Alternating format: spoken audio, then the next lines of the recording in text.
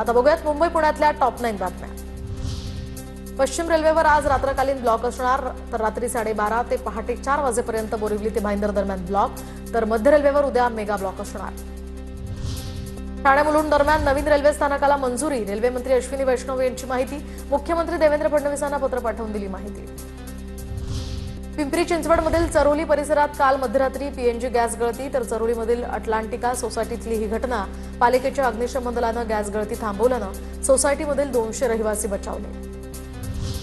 मुंबईमध्ये डिझेलच्या पुरवठ्यात 5 ते 10% कपात, मालवाहतूक आणि व्यावसायिक वाहन चालकांना डिझेलसाठी प्रतीक्षा करावी लागत असल्याचंही चित्र। मात्र पेट्रोलचा पुरवठा स्थिर असल्यामुळे सामान्य वाहनधारकांना दिलासा।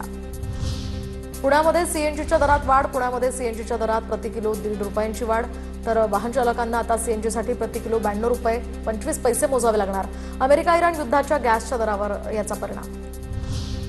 मिसिंग लिंकच्या पुलावरील जीवघेण्या सेल्फीला आता आळा बसणार, तर 180 फुटी नयनरम्य पुलावर तात्पुरतं बॅरिकेडिंग। महामार्ग पोलिसांचे हे नवं पाऊल। दरम्यान कालपर्यंत 1,60,000चा दंड वसूल करण्यात आला।